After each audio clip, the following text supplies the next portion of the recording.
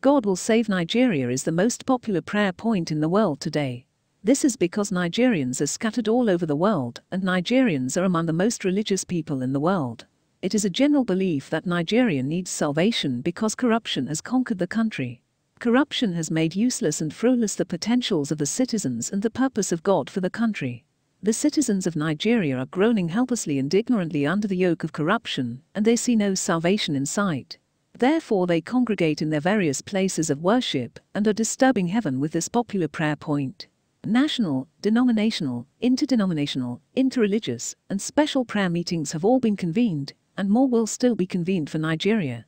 While many religious entrepreneurs are exploiting the situation of the country, people of little faith and understanding are discouraged, frustrated, and questioning why the situation of the country is still the same or worse, despite their prayers. Unfortunately, the right question is not why God is not answering these prayers, but why God will not answer them. Prayers without planning and preparation will produce nothing. Most of Nigeria's problems require action and confrontation, but the country and its citizens prefer to shy away from their duties and obligations. Instead, they want God to do their homework for them. God should be the one to construct roads and factories. God should be the one to plan and implement the development of Nigeria. Besides, Nigeria is a country where everybody is unjust knowingly and unknowingly. In a country where corruption is an acceptable way of life, nobody is innocent or righteous. God is holy and just. He detests the prayers of the wicked and unjust. The leaders of Nigeria are obstinate and irredeemable. They rebel against the wishes of God and the expectations of the people. They accompany thieves in their looting adventures. They are haughty, wayward, and extremely wicked. How can God partner with such evil? God has no business in the business of the wicked. In God's agenda, the wicked are good only for destruction. According to the predictions and prophecies in the holy books, the fate of the world is total destruction because of the corrupt nature of its occupants.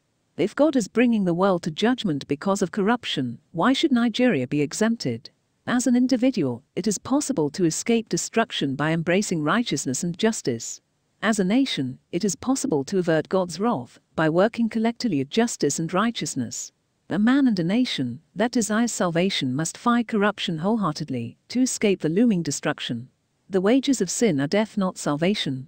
Praying for salvation is a needless effort because there is already a designated way to be saved. Peace and progress flow naturally from justice and righteousness. God answers only the cry of a nation that satisfies the needs of the oppressed and that answers the calls of the hungry. A nation that finds great delight in God's laws and commandments will find the way to salvation and will be mighty, blessed, and secured. But then, salvation is a matter of choice. God in His infinite mercy and wisdom endowed man with free will to choose between good and evil, corruption and honesty, and salvation and destruction. But Nigeria is not towing the path of salvation just because it is too narrow. Nigeria worships money and celebrates the rich without investigating the roots of their wealth. Nigeria does not reward hard work and honesty. A corrupt and irresponsible country cannot be allied with God, neither can it enjoy His support or His salvation. Without the knowledge and fear of God, God cannot be found. It is the waywardness and complacency of a nation that will destroy her. As often as not, Nigeria pays back evil for good, acquits the guilty, and condemns the innocent. Nigeria perverts the course of justice, placates the wicked, commits fraud, oppresses the poor, commits murders, and shows partiality. How then can prayers reconcile these evils with salvation without repentance? When the sentence for a crime is not served hot, the rule of and respect for the law will go cold. When godless and foolish people are allowed to capture power, much good will be destroyed. When the character, culture, and constitution of a nation are corrupt, salvation will surely elude that land. Honest people have no say and no face in Nigerian society. The fact that honesty does not pay is because Nigeria does not appreciate honesty. What then can the prayers of the righteous do when the foundation of the country is corrupt? As the righteous are building the nation, the wicked are destroying it. The words of men of God and the wisdom of intelligentsias are unwelcomed in Nigeria. What has happened to heroes and role models in Nigeria? How many murder, looting, and assassination cases have been resolved and the culprit punished accordingly? What are the goals of Nigeria? What is the price of elective and appointive positions in Nigeria? Praying for peace in Nigeria is the right thing to do because the devil and his agents operate in a chaotic environment.